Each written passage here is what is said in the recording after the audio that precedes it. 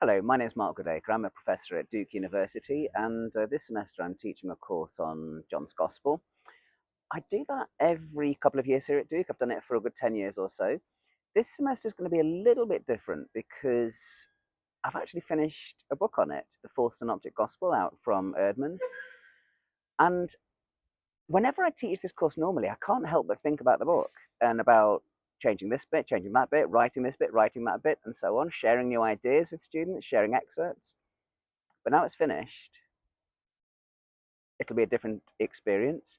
Teaching John here at Duke has been enormously rewarding. I mean, we have such great students, and I've got great colleagues that I have wonderful conversations with.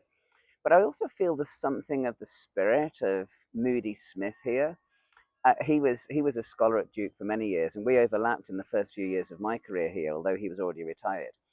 And Moody was always a scholar fascinated, not just in the fourth gospel, but in how the fourth gospel relates to the synoptics.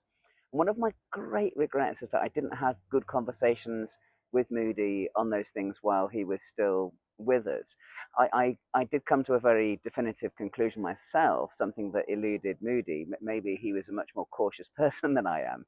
But I decided that it's highly likely that John's Gospel used and presupposed and showed knowledge of all three synoptic gospels, even built on them, transformed them, changed them, and all the rest of it. And I wish I'd had those conversations with Moody Smith.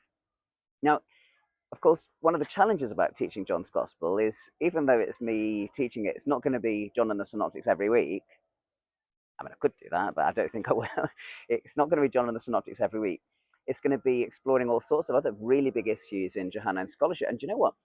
One of the really exciting things about this moment is there's a couple of other great books that are out at the moment which are worth reflecting on. One is James Barker's Writing and Rewriting the Gospels, which treats John and the Synoptics and has all sorts of interesting material that is relevant.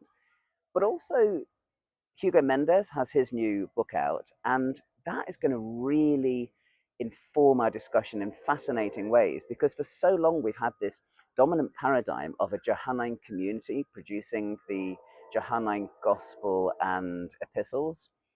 And Hugo has some problems with that and makes a really fascinating case for a new history of John's gospel. So, setting out on this semester teaching John, I'm really looking forward to it and I hope to share some more thoughts as we go through.